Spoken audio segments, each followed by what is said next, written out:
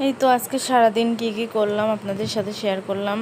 Hello viewers, আসসালামু আলাইকুম। সবাই কেমন আছেন? আশা করি সবাই ভালো আছেন। আল্লাহর অশেষ রহমতে আমি এবং আমার ফ্যামিলি সকলেই ভালো আছি। আমার চ্যানেলে নতুন হয়ে থাকলে অবশ্যই চ্যানেলটা সাবস্ক্রাইব করে পাশে থাকা বেল আইকনটি ক্লিক করে দিবেন। এই তো আমি এখন খিচুড়ি রান্না করার জন্য চাউলটা ধুয়ে নিয়ে তারপর পেঁয়াজ রসুন ছুলতে গেছি।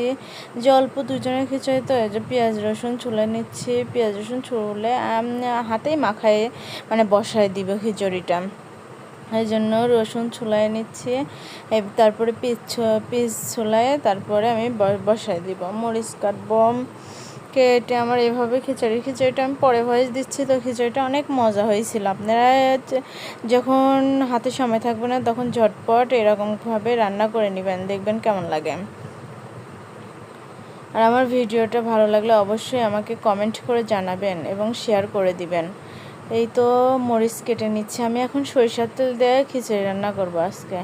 এই তো এখন আমি মাখাবো, হাতে মাখায় বসে দেবো। কাঁঠালের বিচি দিয়ে আমার খিচুড়ি রান্না অনেক মজা লাগে, কারণ আমার আম্মু দেখতাম কাঁঠালের বিচি দিয়ে খিচুড়ি রান্না করতো, খেতে ইচ্ছে করতো, অনেক মজা লাগতো। এই জন্য আমি কাঁঠালের বিচি দিয়ে আর ডিম দিয়ে খিচুড়ি রান্না করবো। এই তো এখন তেলটা দিয়ে আমি হাতে মাখায় নিব।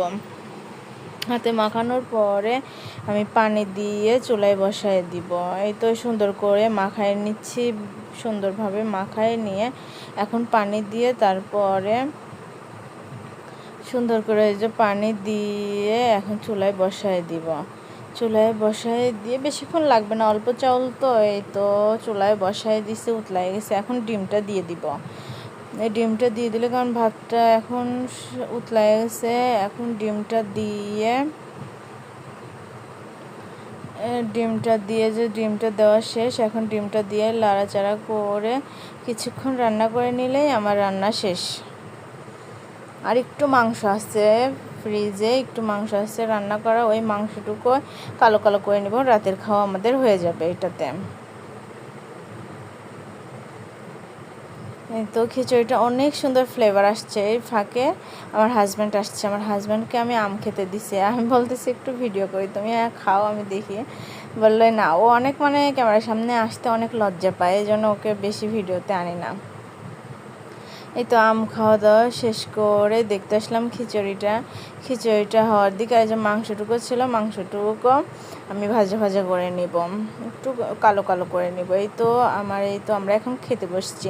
সবাই ভালো থাকবেন। আল্লাহ হাফেজ।